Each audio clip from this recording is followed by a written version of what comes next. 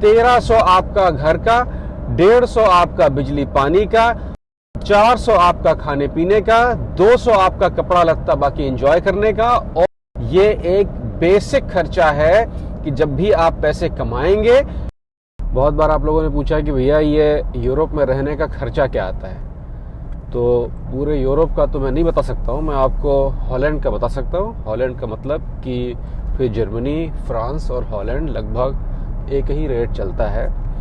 तो ये खर्चा मैं 4 भागों में तोड़ देता हूँ। किराया, खाना पीना, रहना और जीना, ये 4 चीज़ें होती हैं ज़िंदगी में। रोटी, कपड़ा और मकान के अलावा एक और भी होता है। किराया, देखिए यहाँ पे 2 तरीके के घर होते हैं। एक तो घर है कि जो आप सरकार से किराए पे लेते हैं, दूसरा घर ये है कि प्राइवेट संस्थाओं से किराए पे लेते हैं। यहाँ पर किसी व्यक्ति से मकान किराए पे नहीं लिया जा सकता है। या तो सरकारी मकान किराए पे लेंगे तो वो थोड़ा सा सस्ता मिलेगा, लेकिन वो केवल उन्हीं को मिलेगा जो यहाँ के नागरिक हैं या यहाँ पर शरणार्थी वीजे पे आए हैं। जो यहाँ के नागरिक हैं वो बचपने से ही, मतलब कि जब बच्चा 18 साल का होता है तभी अपना रजिस्ट्रेशन करवा देते हैं कि हमको फलाने शहर में शायद रहना है, तो उस शहर के आसपास की जगहों के रजिस्ट्रेशन करवा देते हैं। तो उनका जब नंबर आता है वो उसमें 8, 9, 10 साल लग जाता है नंबर आने में, तब उनको वो सरकारी मकान किराए पे मिल जाता है। सरकारी का फायदा ये होता है कि उसका किराया हर साल बढ़ता नहीं है, यही एक फायदा है। बाकी तो लगभग प्राइवेट और सरकारी एक ही जैसा है। प्राइवेट में क्या होता है कि आपको तुरंत मकान मिल जाएगा, लेकिन उसका किराया हर साल बढ़ता रहेगा मेंटेनेंस वगैरह के हिसाब से।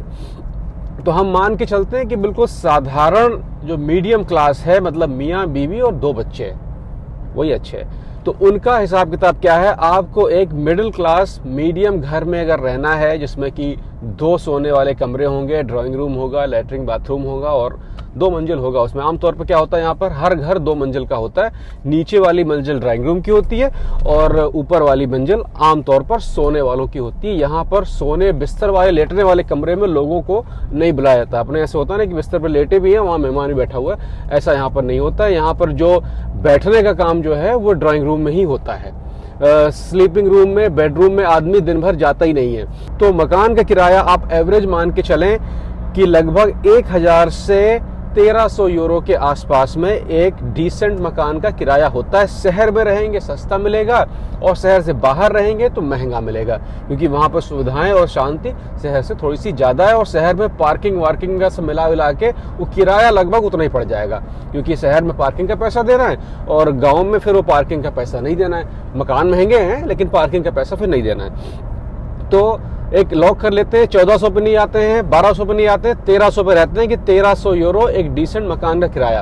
अच्छा, ये भी समझ लिए कि किराए पर मकान लेने से पहले जो संस्थाएं होती हैं वो देखती हैं कि आपके पास किस तरह की नौकरी है, क्योंकि यहाँ पे हर आदमी को 1550 यूरो अर्न करने का अधिकार है। मतलब कि अगर कोई भी आदमी किसी भी वजह से 1550 नहीं अर्न कर रहा है तो जितना भी कम पड़ रहा है सरकार उसको भर देती है। मतलब ऐसा भी हो सकता है कि आज मेरी नौकरी है और कल मेरी नौकरी नहीं रही, तो जब तक मैं नौकरी खोज रहा हूं मुझे 1550 यूरो सरकार देगी। या तो मैं छोटी मोटी कोई नौकरी कर रहा हूं या मैं कुछ नहीं कर रहा हूं, तो 1550 मुझे मिलेगा।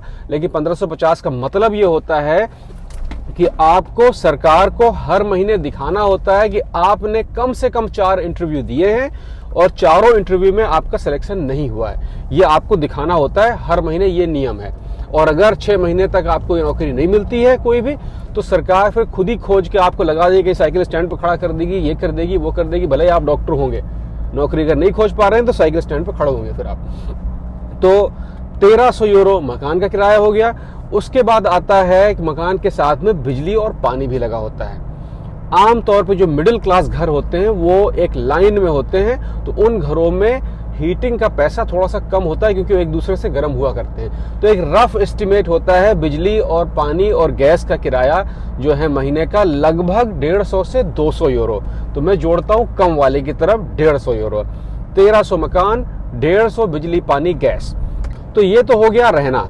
दूसरा उसके बाद आता है कि अगर आप यहाँ पर रहते हैं, आपके पास 2 बच्चे हैं, तो आपके पास एक छोटी मोटी गाड़ी होना लाजमी है। हालांकि यहाँ पे पब्लिक ट्रांसपोर्ट बहुत अच्छे हैं, लेकिन वो रोज इस्तेमाल में थोड़े महंगे भी पड़ते हैं। और चूंकि यहाँ पे मौसम बहुत खराब रहता है, गर्मियों का मौसम अभी तो बहुत अच्छा है, जैसे जाड़ा शुरू होगा, बरसात शुरू होगी तो वो ठंडा और बरसात इन सब में बच्चों को बड़ी तकलीफ होती है। इसलिए अगर आपके यहाँ बच्चे हैं तो आपके पास छोटी मोटी गाड़ी होना बहुत लाजमी है। तो मान के चलते हैं कि आपके पास सबसे छोटी गाड़ी है जो मारुति सुजुकी टाइप की गाड़ी है मान लीजिए, तो उसका जो महीने का खर्च है आपको 100 यूरो प्लस माइनस 100 यूरो, ज़्यादा भी सकता है कम भी सकता है, एक मीडियम लेके चलते हैं, 100 यूरो महीने का रोड टैक्स और आपका जो डीजल पेट्रोल का खर्चा होता है। तो मैं मान के चलता हूँ कि अगर आप बहुत ज़्यादा नहीं चलाते तब भी आपका 100 यूरो महीने का लग जाएगा पेट्रोल का, तो 200 यूरो आपकी गाड़ी में चले गए। इसके बाद आता है आपका खाना खर्चा, शॉपिंग का, जो सौदा लेने जाते हैं। सौदे का खर्चा एक रफ एस्टिमेट मान लीजिए कि जो 4 लोग अगर रहेंगे तो हर हफ्ते में 100 यूरो की शॉपिंग, 8,000 रुपया भारत का हुआ। मेरे हिसाब से 8,000 रुपया भारत में भी हफ्ते का लग जाता होगा, मुझे ठीक से नहीं पता लेकिन मेरा आइडिया यही है। तो 100 यूरो हफ्ते का खाने पीने का, तो महीने का हो गया 400 यूरो आप अपने सौदे के लिए रख लीजिए। 200 यूरो आप अपने कपड़े लत्ते और बाकी इधर उधर की चीजों के लिए रख लीजिए। अब आती है लास्ट जीने वाली, जो मैंने बात की थी कि रोटी कपड़ा और मकान के अलावा एक और है स्वास्थ्य। यहाँ पर हर व्यक्ति का स्वास्थ्य का बीमा होना लाजमी है, उसके बिना कोई भी व्यक्ति यहाँ पर नहीं चल सकता है। पहले बहुत कभी लगभग 30-35 साल पहले बिना बीमे के लोग चलते थे, तो डॉक्टरों के पास अपनी दवा इलाज के लिए पर्याप्त तरीके से नहीं जा पाते थे और डॉक्टर लोग भी उसमें कमीनापन दिखा देते थे, भाई पैसा आना है तो ये जांच लगवा दी और ये लगवा दी और ये फालतू की दवा, क्योंकि वहां से भी पैसा आ रहा है ना। तो अब ये कर दिया गया है पिछले 30 साल से कि हर आदमी का एक बीमा होना चाहिए। चूंकि बीमा होता है तो आपको महीने के पैसे देने ही देने हैं, तो डॉक्टर जो फिजूल की जांचें अगर लिखेंगे भी तो उसके पैसे आपको नहीं देने होते। इसीलिए यहाँ पे डॉक्टर जो होते हैं वो आपको ना फिजूल की दवा लिखते हैं ना फिजूल की जांच लिखते हैं, क्योंकि पैसा आपको मंथली देना है, पैसा आपको हर बार का नहीं देना है। तो यहाँ पर हर आदमी का जो स्वास्थ्य बीमा होता है, मिनिमम स्वास्थ्य बीमा जो होता है 110 यूरो महीने का होता है।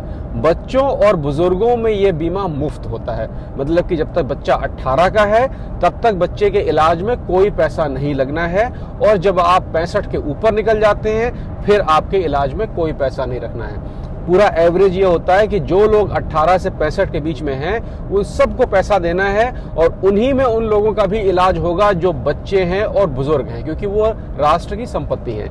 हम लोग भी हैं लेकिन बच्चे और बुजुर्ग हम लोगों को काम करना है, और जो लोग काम कर चुके हैं उनकी देखभाल करना देश की जिम्मेदारी है, और जो काम करने के लिए तैयार हो रहे हैं उनकी भी देखभाल करना देश की जिम्मेदारी है। तो 2 लोग मियाँ बीवी, मतलब कि 2 बार आपका स्वास्थ्य बीमा, सबसे सस्ता वाला। सस्ते महंगे में फर्क ये होता है कि उसमें फिजियोथेरेपी नहीं होती है, उसमें दांत का इलाज नहीं होता है, तमाम छोटी छोटी चीजें नहीं होती, लेकिन जो लाइफ सेविंग जितना भी होता है वो इसमें होता है। पहले कभी कैंसर का जो इलाज था वो इस बीमे में नहीं होता था, 3, 4, 5 साल पहले की बात बता रहा हूं मैं।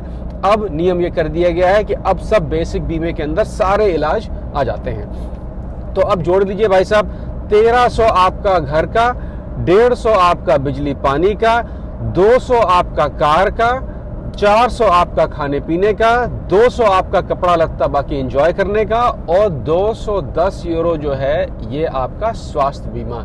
ये एक बेसिक खर्चा है कि जब भी आप पैसे कमाएंगे ये खर्च आपको देना है, इसमें आपकी चवन्नी भी नहीं बचने वाली है। अच्छा, यहाँ पे कोई आदमी ज्यादा पैसा बचाता भी नहीं है, क्योंकि 60 के बाद की सारी जिम्मेदारी जो होती है वो सरकारी होती है, और बच्चों की 18 तक की स्कूल से लेके सारी जिम्मेदारी होती है वो सरकारी होती है। खाली आपको कपड़े लत्ते का इंतजाम करना होता है और जो खेल खिलौने हैं उसका इंतजाम करना होता है। तो इसलिए लोग बहुत ज्यादा पैसे नहीं बचाते हैं। धीरे धीरे भारत भी उसी तरफ जा रहा है। अब आप लोग पैसे उसे बचा नहीं पा रहे होंगे, क्योंकि इंडियन गवर्नमेंट चाहती है कि आप पैसे बचाएं ना, पैसे को निकालें, लगाते रहें, तो उससे पैसा रोलिंग में बना रहता है, देश का फायदा होता है।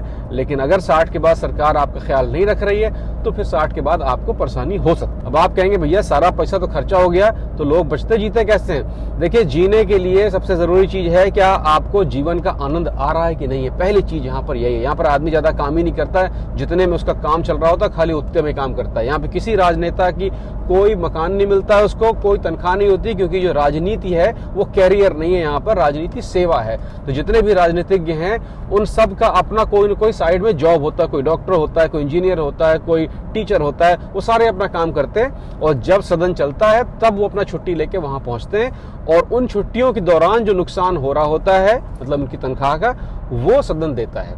मतलब कि आपकी जो भी नौकरी होगी, जो भी पैसा आप अपनी नौकरी से कमा रहे होंगे और आपने अगर चुनाव जीत लिया है और आप सदन में बैठ रहे हैं, तो केवल उस नौकरी के दौरान होने वाले नुकसान की भरपाई सरकार करती है। बाकी सरकार कोई तनख्वाह नहीं देती किसी भी नेता को, ना ही कोई उसे घर मिलता है। जो भी घर होता है उसी के आसपास अगर जान से मारने की कोई बात हो रही तो सिक्योरिटी मिल जाती है।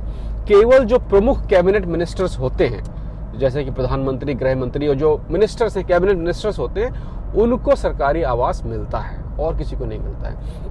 यहाँ पर आम तौर पर मियाँ बीबी दोनों काम करते हैं। आम तौर का मतलब यह है कि लगभग 99.5%, 0.5% महिलाएं हैं शायद वो काम ना करती हो, तो उनमें या तो उनके पति या उनके पार्टनर इतने मजबूत होते हैं कि दूसरे को काम करने की जरूरत नहीं है और अपना दूसरा पार्टनर केवल चैरिटी का काम कर रहा है। तो एक तो ऐसी स्थिति होती है। दूसरी स्थिति ये होती है कि आपका पार्टनर जो है काम करने की स्थिति में नहीं है। मान लीजिए कि वो बीमार है और या कोई मेडिकल समस्या है, इसकी वजह से वो काम नहीं कर रहा है। तो अगर मेडिकल समस्या है तो सरकार सब्सिडी देती है, अगर मेडिकल समस्या नहीं है तो सरकार धक्का लगाती रहती है और आखिर में ऐसा काम दे देती है जो आपके मतलब का नहीं होगा लेकिन करना पड़ेगा। सड़कों की सफाई, पेड़ों की सफाई, जो बोर्ड लगे हुए हैं उनकी सफाई, साइकिल स्टैंड पर खड़ा कर दिया, या कोई फंक्शन हो रहा है तो फंक्शन के बाहर खड़ा कर दिया कि आपको सुरक्षा व्यवस्था देखनी है। किसी चौराहे पे भीड़ बहुत लग रही है तो वहां पर जो ट्रैफिक पुलिस है उसके साथ में खड़ा कर दिया कि उसकी मदद करिए, तो उसको अकेले नहीं खड़ा होना पड़ेगा। तो इस तरह के बहुत सारे छोटे मोटे काम होते हैं, ये आमतौर पर उनके लिए रखे जाते हैं जो बेरोजगारी भत्ता पा रहे होते हैं। तो ये हिसाब किताब है यहाँ का। तो आप देख लिए भैया कि आपके हिसाब में आ रहा है, आना है कि नहीं आना है, और आना है तो फिर निकलिए। शौक दीदार अगर है तो नजर पैदा कर, जो घर से निकलेगा वही बनेगा। मोदी जी निकले प्रधानमंत्री बन गए, गांधी जी निकले गांधी जी बन गए, भगवान राम निकले जंगल तक पहुंचे राम बन गए। घर में घुसे रहेंगे, चूल्हे में घुसे रहेंगे तो कुछ नहीं होगा। घर से निकलना पड़ेगा, घर से निकलिए। केवल वही निकलता है जिसमें करेज होता है, हिम्मत होती है, दम होता है। अपने घर के छत्र साया से बाहर निकलिए, जब बाहर निकलेंगे बन जाएंगे। आज का यही तक का था, बाकी मिलेंगे फिर से। ख्याल रखिएगा अपना।